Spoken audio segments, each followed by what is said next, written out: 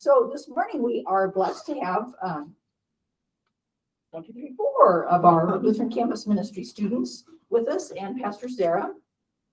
And they're going to update us on what has been going on with Lutheran Campus Ministry this year as we continue to dig our way out or feel our way out of the cocoon of the pandemic. And so we'll just let them tell us what's going on. We envision this time to be conversational with you, but for those of you who are new to the congregation or new to this assembly or to this conversation, Lutheran Campus Ministry has been on the campus of University of Iowa since 1919, when there was another pandemic being experienced at that time, as history is so ironic and sometimes dark. But we celebrated that actually in this room in 2019 with a big banquet, and that was wonderful. And that was kind of one of the last large things that we did. We moved into our new space, which is next door, which Kevin had the major hand in designing as architect. And we're grateful for your work and for our new home and to this congregation for making that happen for us. We moved in March of 2020. So, boom, for that timing.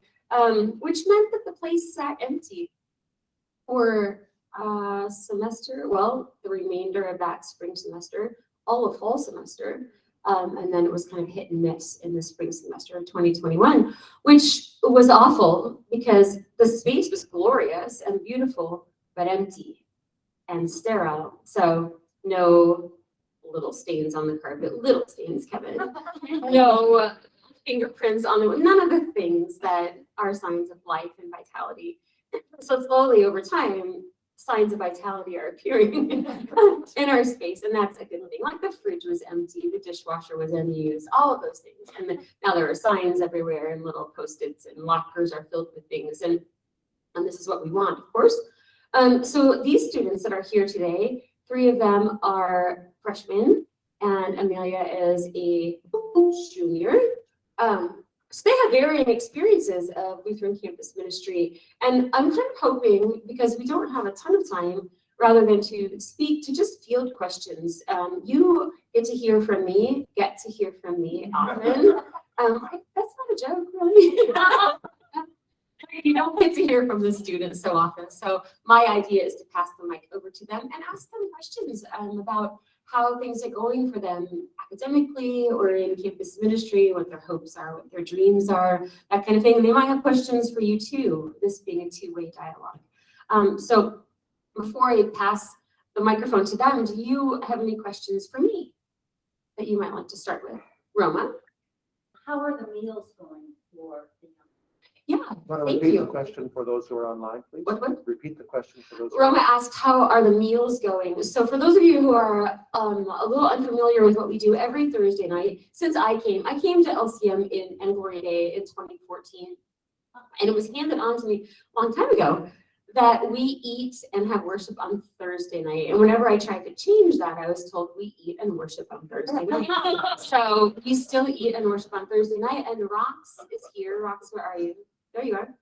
Rox has been one of the longest people in regards to providing us with food since I've come. But that, Rox, if you remember, was for a group of about 10 students and easier to provide a meal for. And now in our space here, we eat in this room actually, so that students can be a little bit more spaced apart. It's not uncommon to have between 30 and 35. And that's difficult for people to manage from our homes. What we're trying to do through Sign Up Genius is parse that out to one dessert, one salad, one whatever. It's been a struggle. That's been a big challenge this year. Deep thanks to all in this room who have helped to eat deep things. We're finding creative ways to feed our students because we don't want to give up that component of who we are.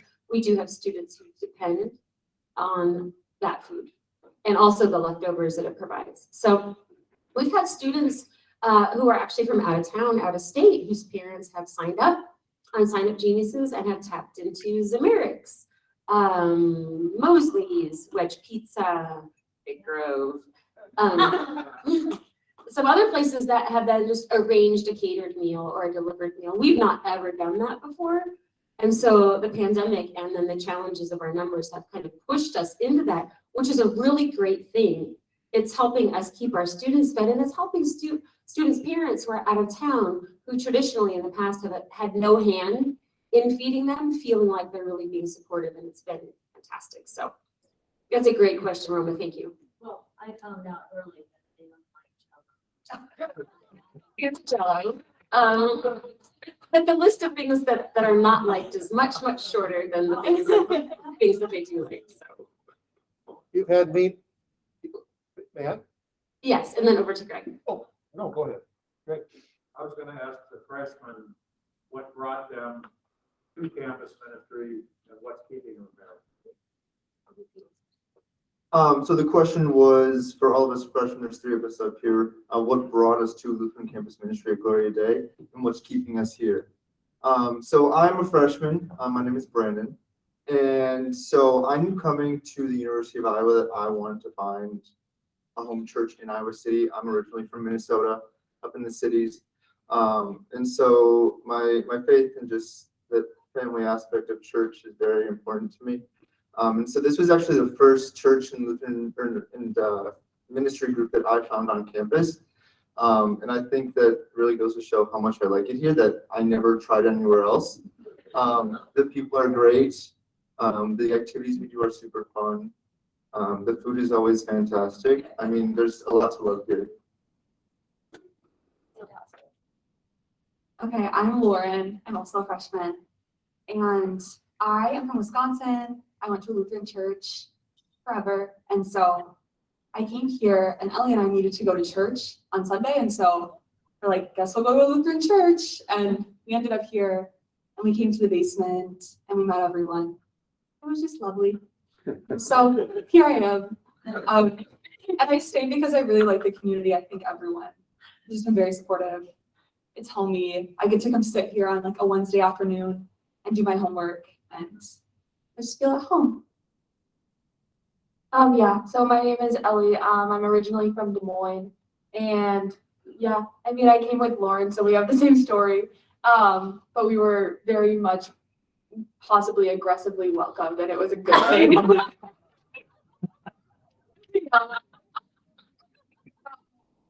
When they all came, it was when we were having church outside, and like we all sat together and we were like, you have to sit with us. Yeah. So I also remember meeting Lauren at they have like a religious organization, ice cream social. And so I remember meeting Lauren, and then Ellie was like talking to someone, and Lauren's like, I'm gonna make my friend come too.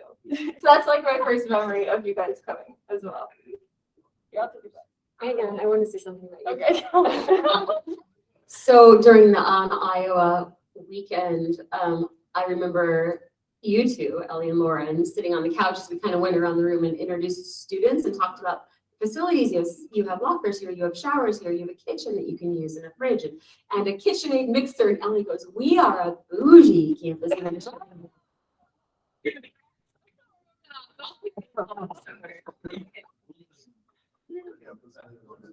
Bourgeoisie. But yeah, I'll say like definitely the biggest reason I stay is the community, and having Pastor Sarah here is such a blessing, and all the people that we've met. And I mean, I can think of so many Thursdays where I've just been completely exhausted from the week, from exams and papers, and then I come to LCM and I stay and I have community and food, and then we go and have worship, and I just leave feeling 100 times better. It is such a blessing of a community to have.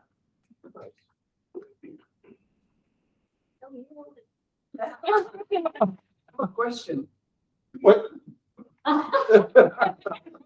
My question is, when you were at home before you came to school, did your home church have any connection, have any information that was received from either the synod or certainly not from Gloria Dei, but how did you know that Gloria Dei was here? Did you have to find that out all by yourself? Yeah, the campus ministry was here, but how did you find out about it? I did receive an email. I still don't know where this came from. I don't know from me. like okay.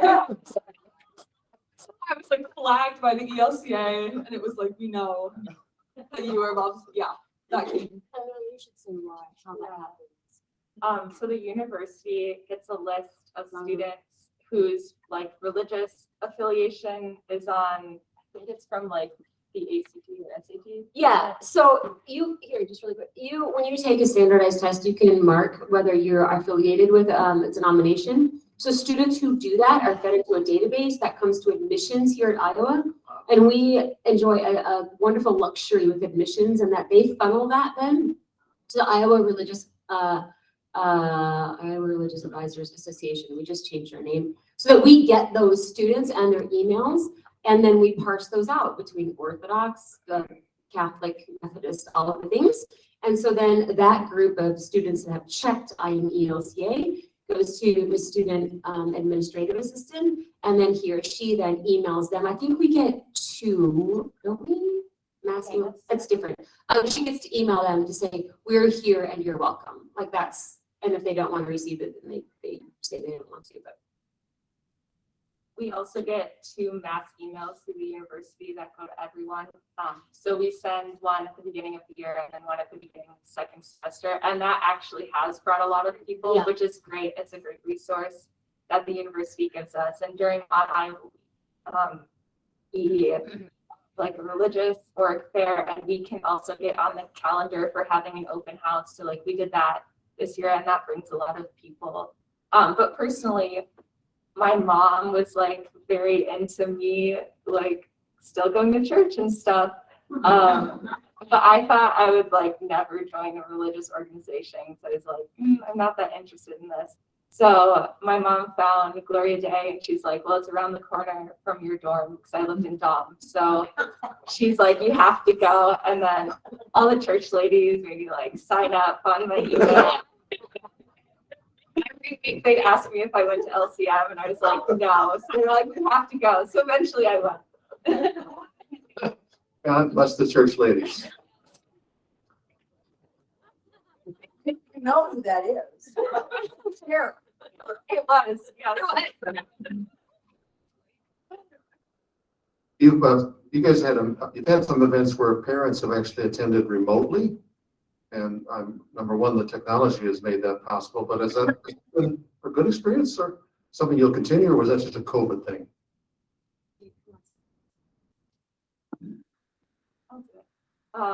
So having parents come in is really awesome because we get to meet everyone's parents. They get to see a little bit of what we do and we get to thank them for what they do. And it's really nice just to be able to have people come in that normally wouldn't be able to experience LCM. And so we all really enjoy that. And like seeing our parents' faces is really wonderful too. And pets. Yeah, we did get to meet like siblings and pets too, which is fun. You get a little glimpse into everyone's life, which is really interesting. And the model for one of those was the parents had their meal at home and you guys had your meal here. It was like you were all eating together. Yeah, and we're actually doing that this Thursday. Again, some of you have received invitations, some will, who have donated either food or money. We're doing a virtual donors thank you banquet. We were going to do an in-person banquet, but we don't have any money.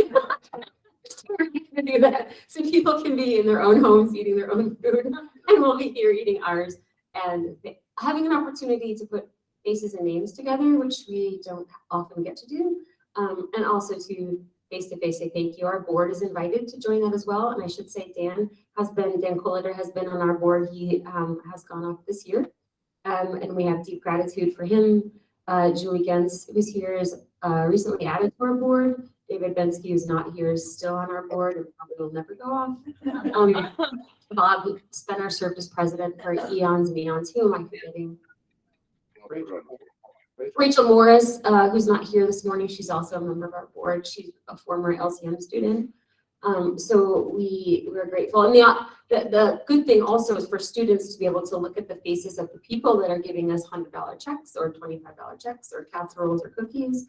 And also for the people to be able to look at the students. And I hope that doesn't go away beyond COVID, because we have a lot of donors that are not able to get here, either physically because of distance or age or whatever. And it is a huge cost. You all know that to have a banquet or whatever. And if we can cut that out and still be able to somehow virtually dine together and thank people. I think it's a stroke of genius, actually, one that we kind of stumbled upon. These days, you can actually see faces better virtually than you can in person.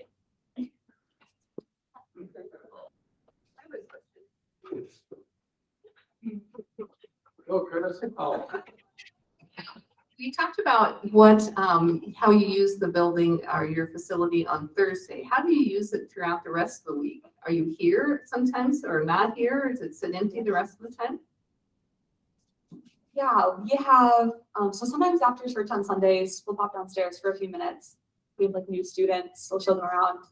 And then we have craft night on Mondays. Oh, the question was how we use the space throughout the rest of the week. Sorry. Yes, so we have craft night on Monday nights. Some people do homework, some people crochet. I do a little cross stitch sometimes, so that's fun. And then we have Bible study on Wednesday nights. And that's led by Maeve Biddle. She graduated last year.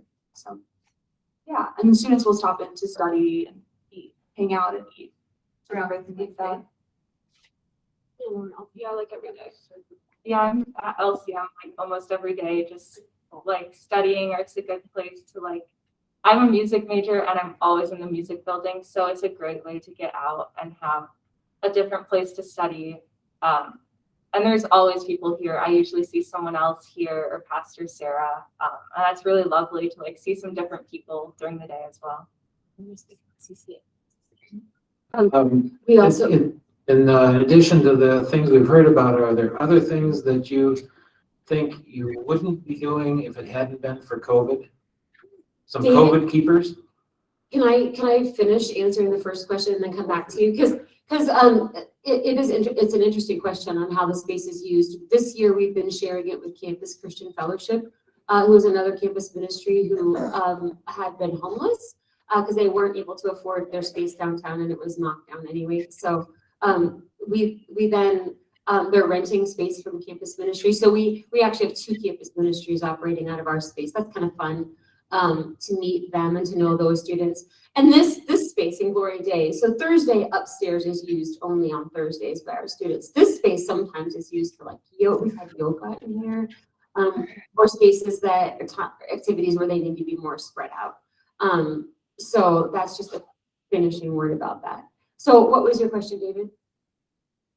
Besides the Zoom meetings and Zoom banquets and everything, are there other things that you can identify as things you would not have ever done except that we had COVID? COVID keepers, people call them?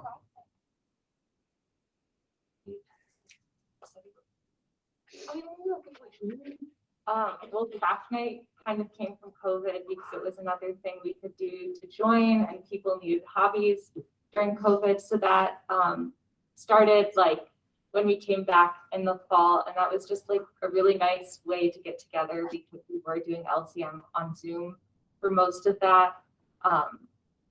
Yeah, people needed hobbies and wanted to spend time together, just doing something relaxing to take away from the stress that COVID had. And then, and then there's also we have Bible study on Wednesdays, but I'm pretty sure on Tuesdays there's one with alumni as well. And so that's people spread all over the country, wherever, and they get together and do, I think, about the same passages that we do. It's the same thing that we do, just the next night. So that's a good way to stay in community as well, and that's from COVID. You should know that all of those activities are led by them. That the Bible studies and the craft nights and all of these things, I've not attended a single craft night. These are evening activities, so they gather. Bible study, I have attended a few times early on. These are student-led Bible studies. I work with the leaders of them and help walk them through with planning and things like that. But these are student-led activities, to be clear.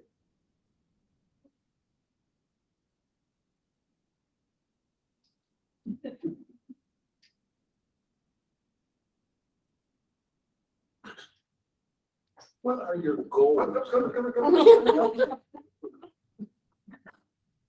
What are your goals for the incoming or upcoming year?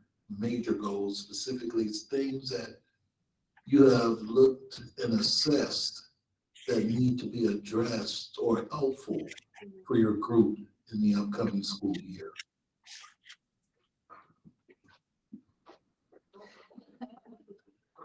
We need to continue to reestablish our funding streams. Prior to COVID, we were completely dependent on congregational donations, and COVID has been hard on congregations and also on then secondary ministries like campus ministry or hospital chaplaincy or outdoor ministries. And so we have an amazing board.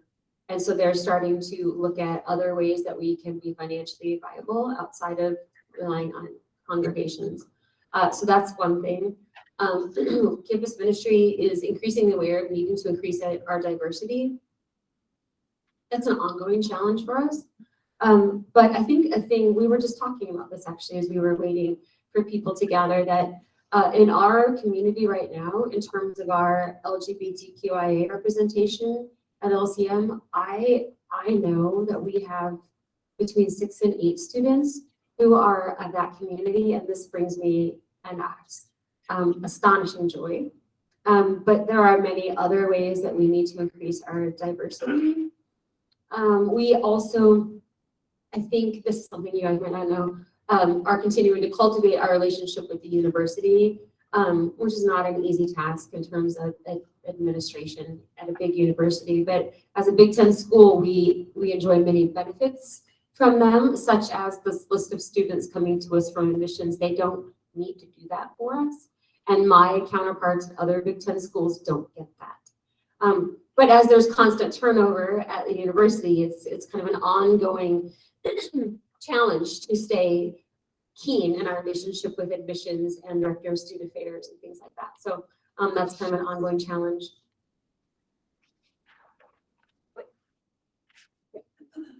So our student executive board started my freshman year, I believe, was the first year that it started. And so it's been growing and morphing ever since I've been here. And so one of our goals is to make that as smooth as possible. And Pastor Sarah went down to halftime at LCM. So the student exec board has a lot more responsibilities. So we've actually just chosen more people, and Lauren and Ellie will be on it. So we've kind of expanded what the student exec board does. And one of the goals for next year is to keep it running smoothly and work on who does what and what responsibilities need to get done.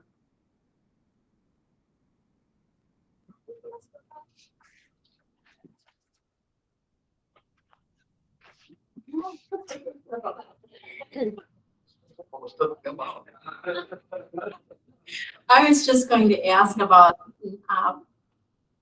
participation of people who are either non-Lutheran or have just been invited. It did not get the original email from the university because of, do you have a lot of participation, or do you have some participation from those kinds of people? Yeah, we've had quite a few people that, I mean, people will just bring people along and once in a while they'll stick. That's always fun. And we've had, I don't know, I can think of like 4 or 5 people that have joined, not just at the beginning of the semester this year, but have come at different points and just stayed. We had one person who came to a craft night and then came to Thursdays and has been coming to a couple of them since, and that's been really good. And then I know someone from my home church who has started coming, and she's found a really good community here, so that's been really nice. But yeah, and then as far as like non-Lutheran people, I mean, we've had people who are from maybe not ELCA but Missouri Synod, and they've come and found good community. That's still Lutheran. And then I also know, like, when we had our Thanksgiving meal, I brought my roommate who is non-practicing. She's like spiritual but not religious, but she came, and it was really fun to just have community with her and show her like our space. And people will bring along roommates every once in a while. We just like to have like, we just want this to be a very welcoming and affirming place for everyone. So yeah. So throughout my time here, there have been people who are Catholic. I know of a couple of people who graduated now who were Catholic. and they're just trying to find a space that they feel like they belong in and a space to question their faith, and kind of discover different ideas. And I think that's something that's really important and something that we do welcome here. We have a significant number of students who technically affiliate with the Lutheran Church in terms of baptism and confirmation, but have for various reasons been harmed by it. And so we enter a church community at kind of a surprising and vulnerable time in life, that come to college expecting to walk away because of X, Y, and Z reasons, and then come so Lutheran, but hurt.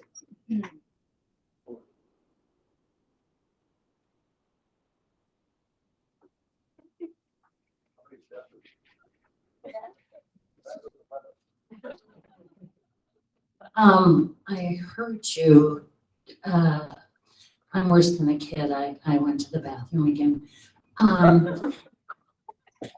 I heard LGBTQ plus as I was coming in the room, but I don't know if you mentioned that one of the things that David and I thought was just fantastic was when you had the round table and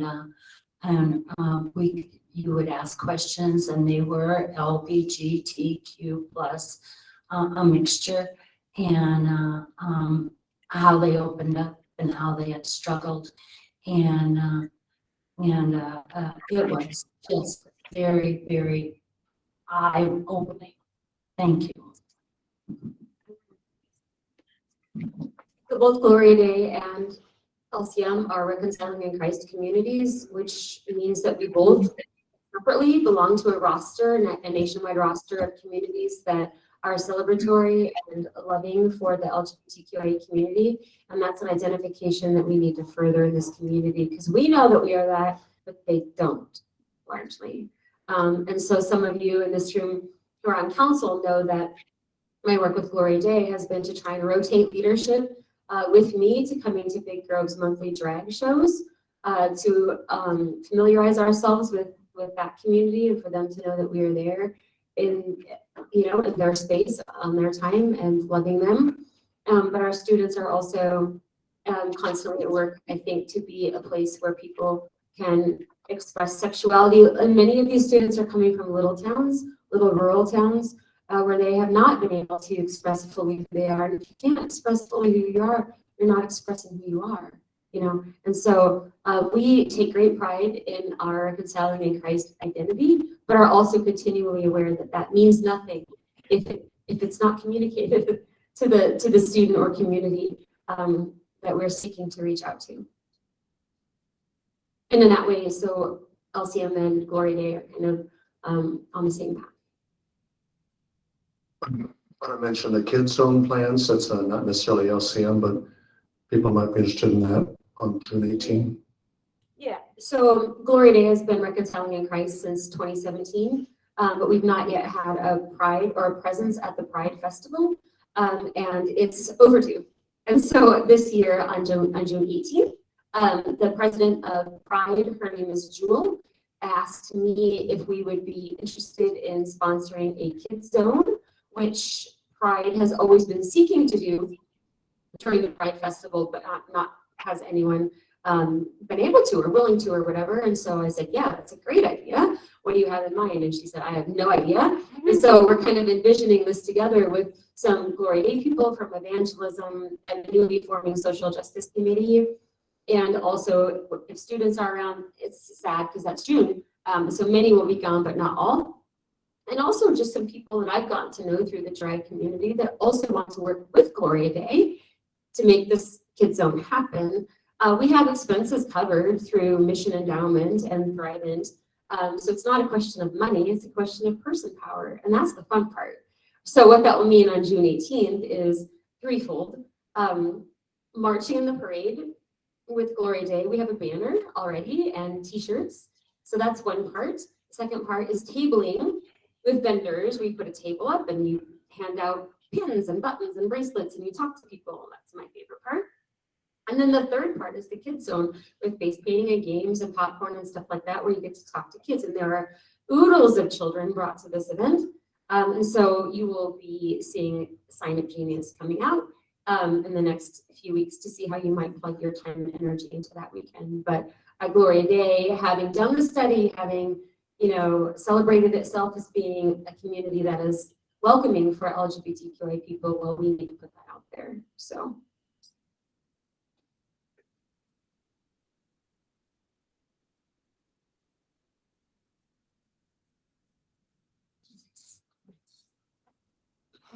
I have a question, a question about life in the COVID era. It isn't Lutheran related because it affects every student at the University of Iowa. So 3 of you are freshmen, so you have only known life at the University of Iowa in the atmosphere of COVID.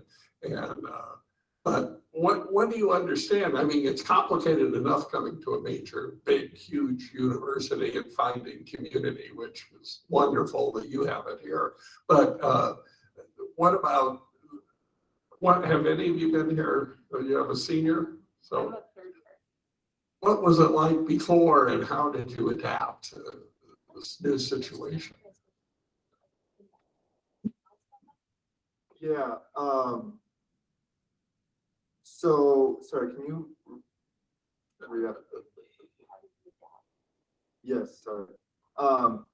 So one thing that we are very strong about here, and mainly at the beginning of this semester when COVID was really, really bad, was we really encouraged mask wearing.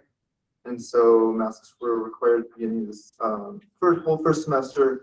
And so that was one way that we could still come and be in person, was to wear masks, because they're very effective, and so we could still eat.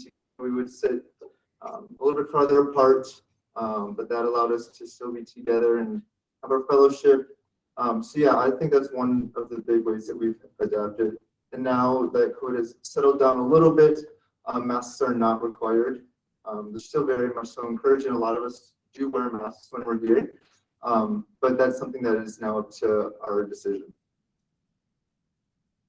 So I came here in 2019, so I had kind of one normal semester. And adapting to COVID was really hard. I'm a music major, and you can't really do music when you can't blow air through things. And so last year was really hard for me, just because we didn't have large ensembles or anything like that. I had band once a week for half an hour, and instead of 3 times a week for an hour and a half, and that was really odd. And I just stayed in my house. I was never in the music building except for like twice a week. This year has been a lot better. We do have large ensembles. We have real concerts, which is something that I really appreciate.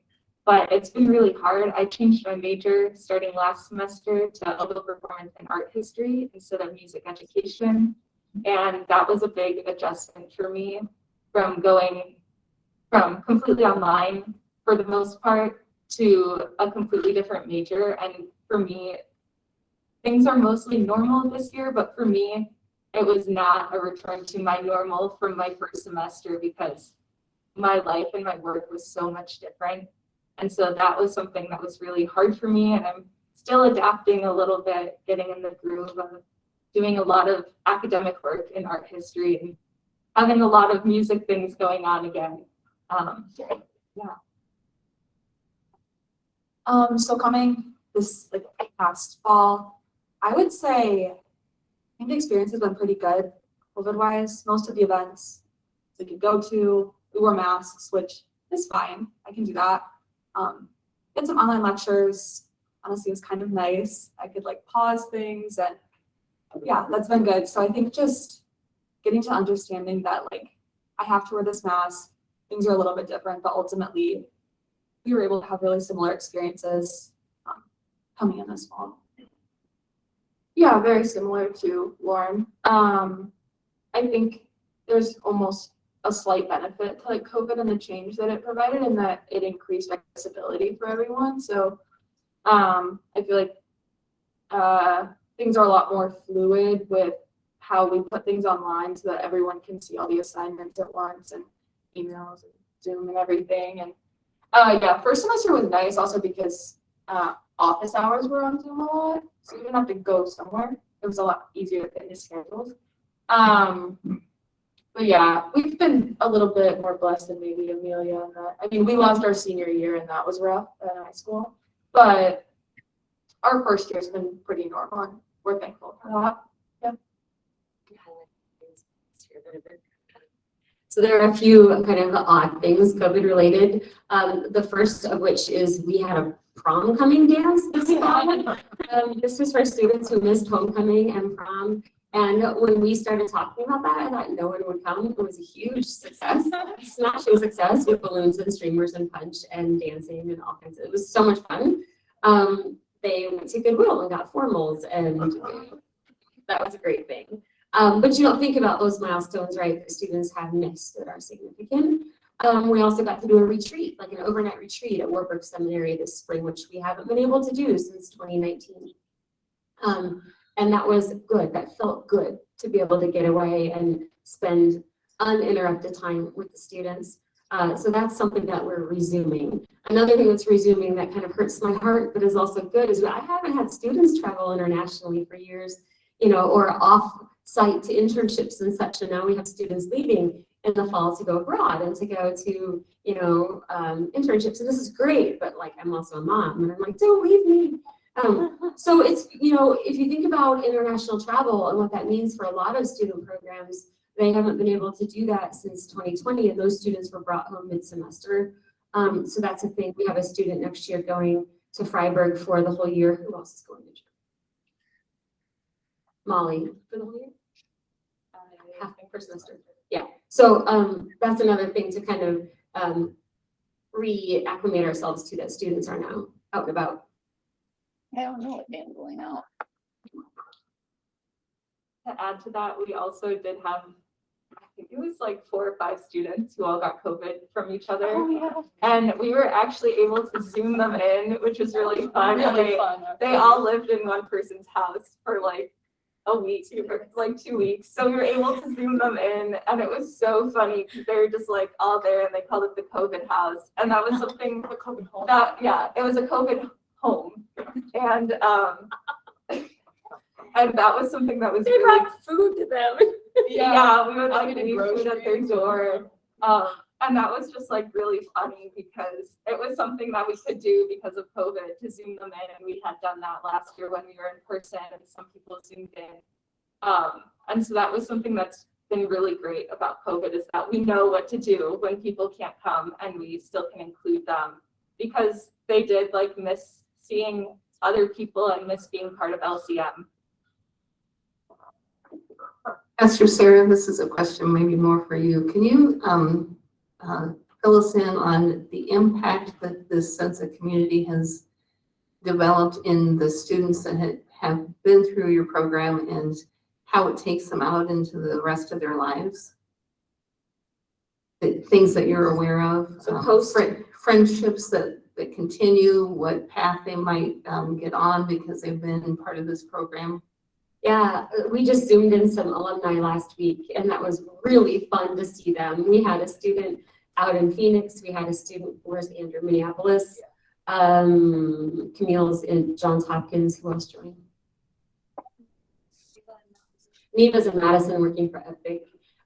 It's really fun to see these students kind of go out into the world and find people and jobs and community. The one thing that makes me sad, that seemed to kind of be a common denominator, is they seek a similar community that LCM has been for them, but now they're grown-ups.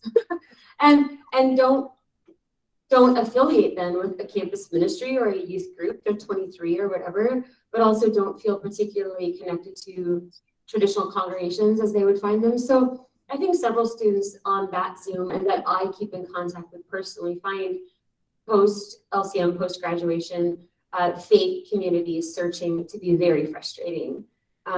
Which makes me sad, but then the other side of that is that they're able to jump in and out of faith communities virtually to kind of experiment and see, like, does this fit with me, rather than taking the physical risk of being vigorously assaulted. What was your phrase? Welcome, not assaulted, welcome. Sorry about that. Assaulted. But you know, it's intimidating to walk into a faith community alone. And so they're able to kind of more anonymously do that virtually if they can kind of tap dance in and out of different communities and see if it's a good connection. So they're finding a little bit of relief in that. But by and large, it kind of is a saddening thing. With Zoom, a lot of us have been able to keep friendships. I know there were a lot of really wonderful people who graduated after my freshman year.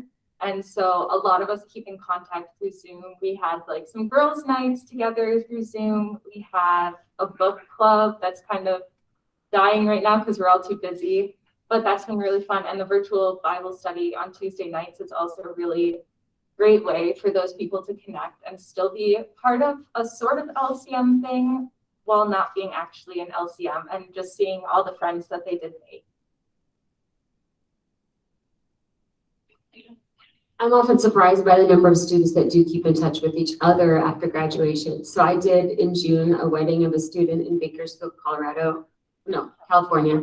And it was really fun to see the LCM students that were in the wedding, that were part of the wedding party, and to like pull us all out of this context here and to get to know them. And then at the reception, like I left and I knew that they were all scattering to their various places, you know, and so but there's an interesting thing about how they keep in touch with each other.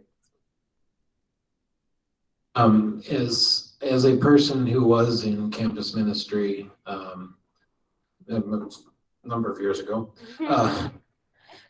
I do encourage you to take the energy that you had in LCM and infuse it into whatever congregation or faith community you find yourself in, because a lot of times it's a breath of fresh air for them too.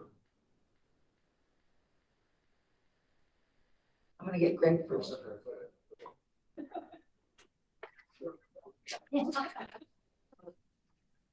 I was just going to piggyback on what David said. Sarah, do you do anything or consider doing anything towards the end of their upcoming graduations of preparing them for, you know, this is kind of the end of this phase of your life, and helping them figure out how they're going to follow their faith after that? No. I love your question. And even as you asked it, like wheels were spinning. No, I don't think that I've ever addressed that maybe as intentionally as I can. And not only me, but as our community. We do, May 5th this year, we're doing our senior recognition, where we intentionally we'll look at each graduating senior and say, this is how we met you. This is why we love you. This is what we remember about you. And we give them gifts, and we give them written things that they take with them of letters of farewell. And I kept my stack of letters I've received from students over the years. But in terms of helping equip them for moving into the next phase of faith communities, no. And I thank you for that question, because that's something I'd like to do more. No. I'm not paying Do you have attention. a question online? Lois, did you have a question? No.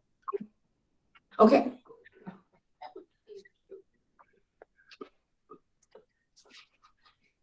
On the other hand, I think everything you do in LCM prepares students for that next step.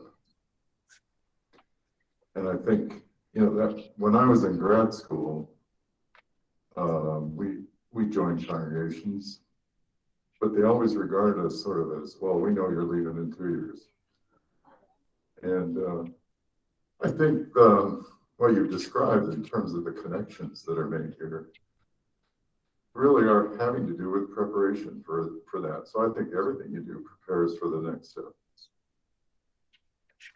Thank you, Steve. I think one thing that students are, this is such a great question. Look what you started, Greg. Is that my moving down to part-time empowers these guys to take the reins in terms of leadership.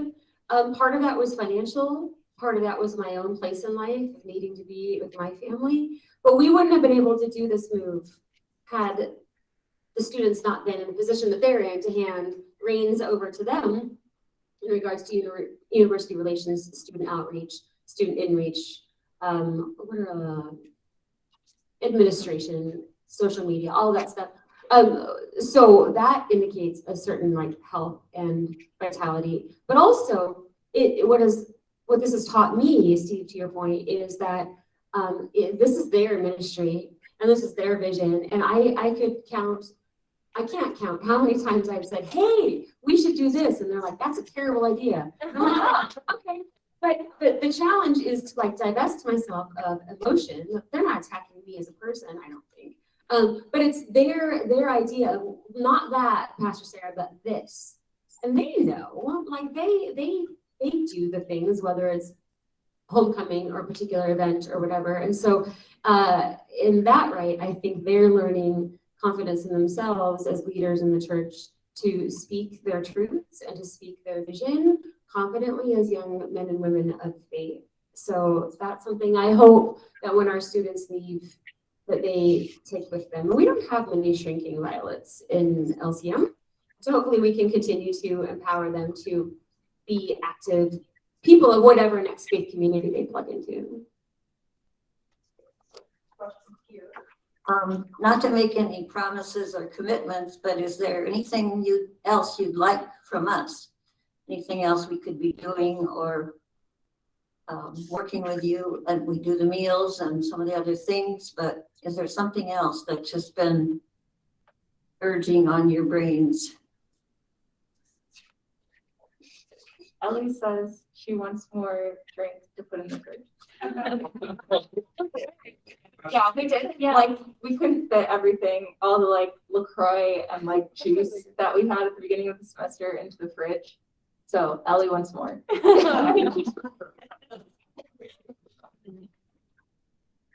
LaCroix. We used to have soda at the old house all the time, and we kept a constant supply of soda until I realized, as a mom, that's a terrible idea. So our beverage supply at LCM, we've tried to shift it more so you can buy your own pop, but to sparkling waters and juices and stuff like that, the students really like, and also individual milks they do like.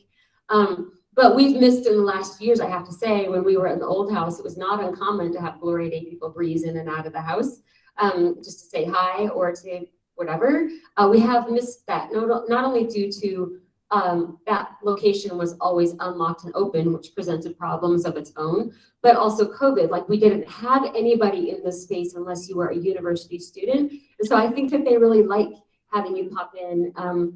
And I know that there's a code and we can get you that access code, but it's fun to have them know you and to have you know them. And part of that is going to church on Sundays and Lenten midweek services and things like that. So that's one thing, Rox, that as things are lightened up a little bit in terms of where people can be physically, like the Easter breakfast, like kudos to all of you who helped make that work, because to see you and them working together and eating together and all that stuff was nothing but lovely. So what are some other things that Gloria Dei could continue to support? They're always in need of snacks. That's a constant refrain of healthy snacks. What?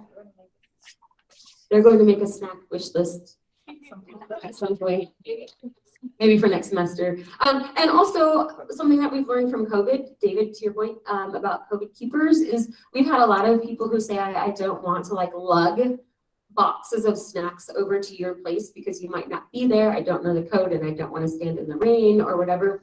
We've had a lot of people who have taken to Amazon and just had snacks or whatever delivered to our property, to our address. And so that's something, if you don't want to be a person that's constantly orchestrating with me, when will you be there, when won't you be there, you can just have things delivered to us too, which is delightful on both ends of that.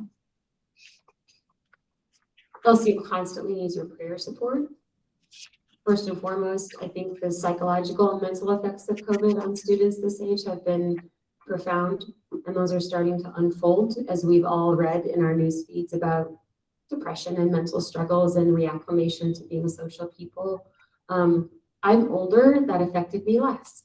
These students are being formed in social interaction, and we're deprived of social community at exactly the time in life when they need it most. So I think the fact that LCM is so full of energy and love is reactive to what they didn't have for so long. But there's also a sadness to that in me, right, as a mom, to see that there are still scars that they bear in regards to having been alone for so long. So.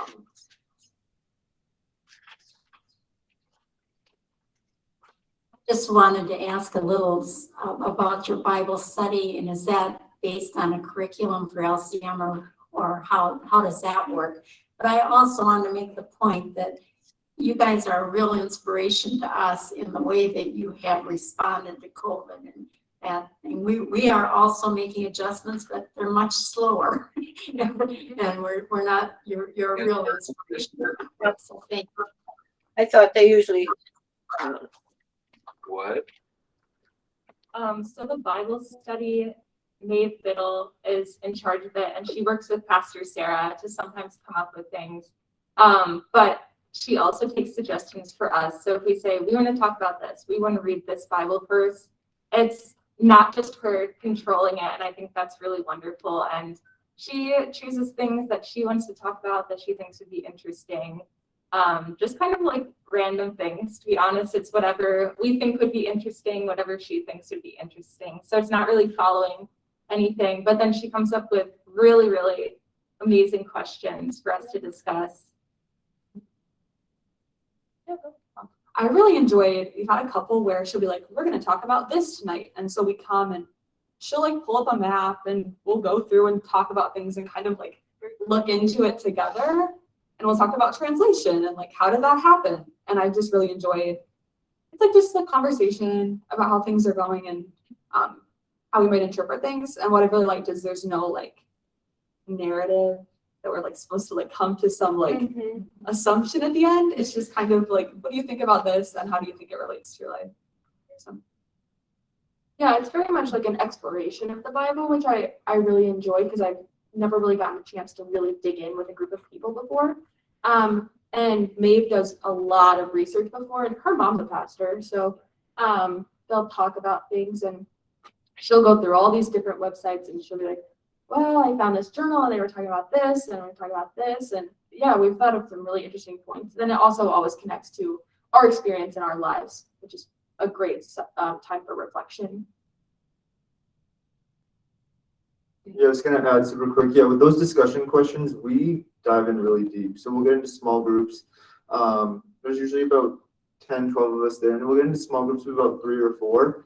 And we will dive in so deep to those questions. We'll talk about personal experiences. We'll ask questions with each other. And so that's just a really great way to get to know each other even more and just further our connections. She's also very aware of the backgrounds that our students come from and know which topics might trigger some of our students. And so she'll come to me then on Thursday or email me or call me and say, hey, by the way, we talked about hell last night. I thought you should know. Or like, we dipped our toe in free will, and these things. And she's like, you might be hearing from these students. And I appreciate that because then she'll say, hey, you might want to talk to Pastor Sarah about that or set up the time. So I really like that too. I would like to thank the students for respecting the alarm system and being out before midnight. Because I can always tell it's the first week of the semester and my phone rings at 12:30 at night because somebody tripped the alarm and I get to come down here. So thank you for respecting that. That really is helpful.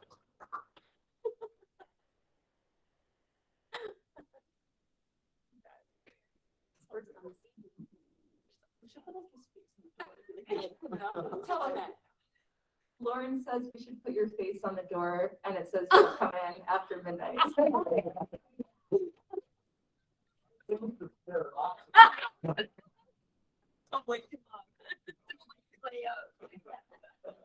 It's not often that I feel like I can speak for the whole congregation, but I think I'm pretty safe in this.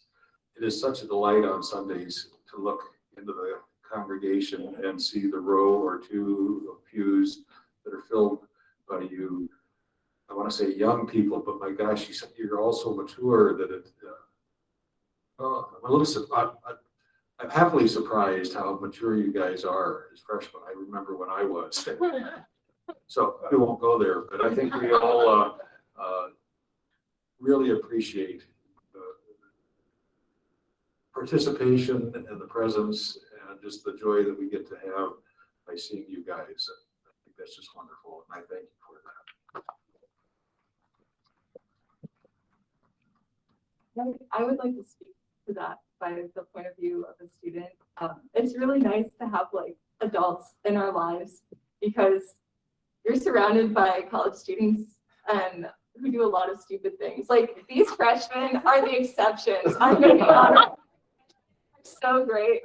But it's just really nice to have you all in our lives. And like, I know speaking for myself, I just had my junior recital and so many people from Gloria Dei were there and that meant a lot to me. Just like, it was so full and my oboe teacher was like, these people are so rowdy. It was like, it was just, like, it's so nice how much you guys support us in our things like outside of church as well. And I know a lot of us have that experience. I wanted to suggest, Sarah, you talked about coming into the space. And as you know, I came into the space often when the door didn't unlock or things like that. And I always felt I was intruding. So maybe we could do an event now that we're doing in-person things where you invite us into that space. That's just a suggestion. And then next week, Mental Health Month starts next month, May. And our speaker is Jerry Clancy at this forum, who's going to talk about, after all this trauma, where's our mental health going? So it's post-COVID. So it'd be fun to have students here to talk about mental health issues from a student perspective as well. So I invite all of you to come to hear Jerry Clancy. Is that next week? Yep. Thank you so much for inviting us to that. I know we have kind of like an ideas forum for this semester that we sent out to students, and a lot of them were interested in mental health advocacy. So there's a NAMI walk on May 7th, but Holy Trinity in North Liberty is doing theirs April 30th, so next weekend. So we're planning to join them, which I think will be really great for students who want to participate in mental health advocacy and to meet one of our supporting congregations. So yeah, thank you for inviting us. That seems like a good place to wrap it up because it is 10:15 and some of us need to go upstairs for worship. So thank you so much, LCM students, Pastor Sarah. And I would echo what Greg said, that we do feel blessed to have you here among us, and we hope that this relationship continues long into the future.